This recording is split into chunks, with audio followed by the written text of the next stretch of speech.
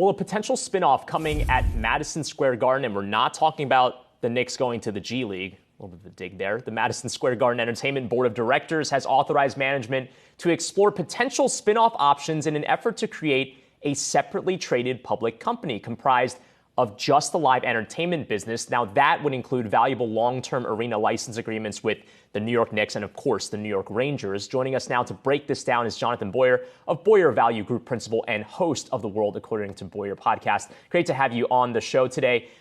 This is a complicated story. Can you just kind of explain to us exactly what the proposal is here in terms of the spinoff and whether or not, in the end, you think that would be good for Jim Dolan's business? Yes, first, thanks for having me on the show today. I really appreciate it. And yeah, this is, I think, welcome news for MSG Entertainment, shareholders. I think we have to really take a quick step back, if you don't mind. The MSGE is controlled by the Dolan family, and they suffer from the Dolan discount.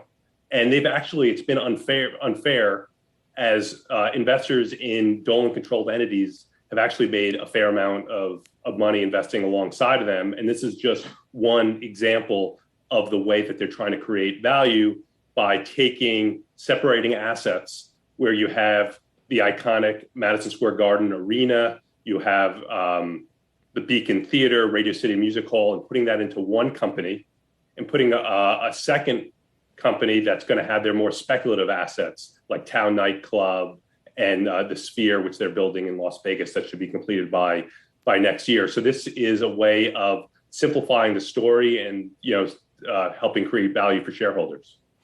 Do you think that, because this has led to a lot of interesting speculation about whether or not Jim Dolan could at some point actually sell off the Knicks and the Rangers, maybe even next year, does the spinoff kind of tell you one way or another whether or not that's actually viable here? Do you think that would happen? I still think that it is a distinct possibility that when the Sphere is done next year, that he will consider selling the teams. Someone could also take a large stake in Madison Square Garden sports and try and put some pressure on it. If you look at the holders of Madison Square Garden sports, the largest holder is Silver Lake, which is a big private equity firm.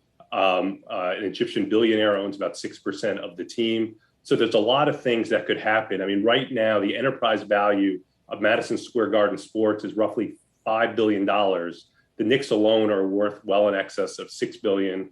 So you're essentially getting paid to own the Rangers. So there's a lot of value still to unlock. But this shows us that he does care about shareholder value, and I think is a positive sign. And for what it's worth, reporting suggesting that MSG says that at the moment they have no plans to sell either of the teams. Of course, we'll see if that remains the case going forward. But broadly speaking, on the topic of the spinoff, what types of assets do you see as kind of the more higher yielding type of higher growth opportunities in the future? Because if it is spun off, as you mentioned, the story is a little bit simpler and maybe investors would see a bit of a shinier penny in one over the other types of businesses. What do you think is kind of the real crown jewel here? Well, I mean, I think owning Madison Square Garden, the actual facility, which will be one company that also has, the Beacon Theater, and it will also have Madison Square Garden MSG Networks, which is going to be a huge beneficiary of legalization of online sports gambling. I mean, I think those are the more predictable, better assets. The Sphere, we're really not sure what the return is going to be. We know it's going to cost about $2 billion to build. So that has a very different shareholder base that would invest in that than would invest in something that's a little more steady, such as Madison Square Garden proper. So I think it's a smart move so you can create the most value for shareholders.